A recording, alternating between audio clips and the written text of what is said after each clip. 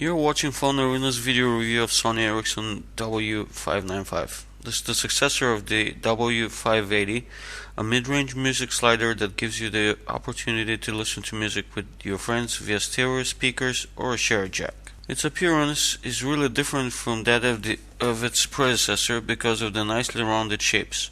Thanks to them, when the phone is close it looks rather monolithic. The display is 2.2-inch QVGA, supports up to 262,000 colors, and as most modern phones do, offers very good image quality which hopefully remains totally usable in direct sunlight. The slider is stable without any clearances, and its opening is up to the mark. Sadly, we can't say the same for the D-pad, the functional keys and the send and end ones. They are all situated on a tiny bit of space and are awfully hard to press. The keyboard buttons look as if they have been cut from the surrounding material, and they are also quite small and hard. It's a good thing that they didn't cause us so much trouble. On the right side, you'll find the volume rocker and the music player shortcut. They totally contrast from the rest of the keys, moving nice and sensible. On the opposite side is only the charger connector, since Sony Ericsson still refuses to switch to the more and more popular mini USB standard. The speakers, which are supposed to produce loud enough music sound for you to enjoy, are located on the top and the bottom sides. There aren't any significant changes to the phone's interface compared to the other non-smart Walkmans, and just a few minor additions. One of those is an application which offers you a chance to visualize Elvis on the home screen and move him thanks to the accelerometer. The themes are also very colorful and are a pleasure to the eye.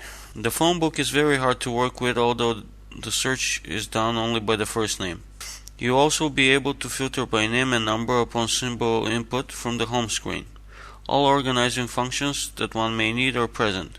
There are calendar, alarms, tasks, notes, timer, countdown timer, calculator, and many other applications with various functions, such as a unit converter and a world clock.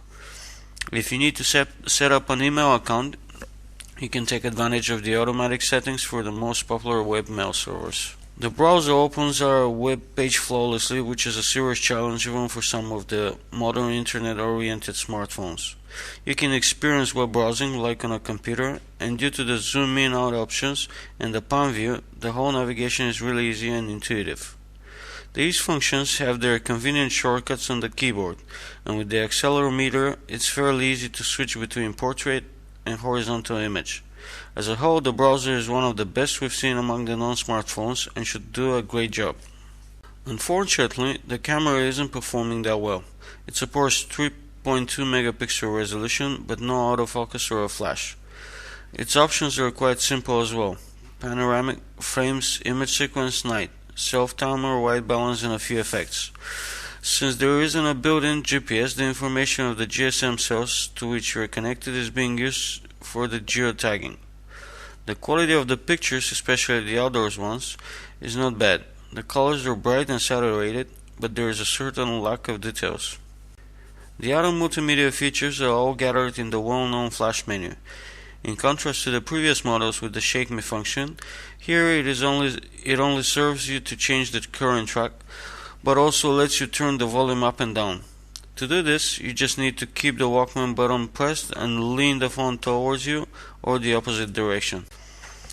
Even though the W595 has two pretty large speakers, their power is not that impressive.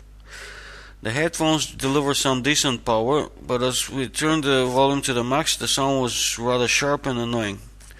The interesting possibility to listen to the music with someone else through the share jack leads to turning the volume down, but the overall quality stays the same, which makes it usable. Sound quality during a call is up to the mark, as well as the battery life, which offers you up to 25 hours of constant listening to music. Unfortunately, these are some of the few positive features of the phone, and of course let's not forget the really cool internet browser. Everything else is quite similar to its predecessor, the W580. As a whole, a year has passed and Sony Ericsson released a product that's actually more of the same. We don't think that it is a good offer, since the rival brands released some nice music sliders for that period.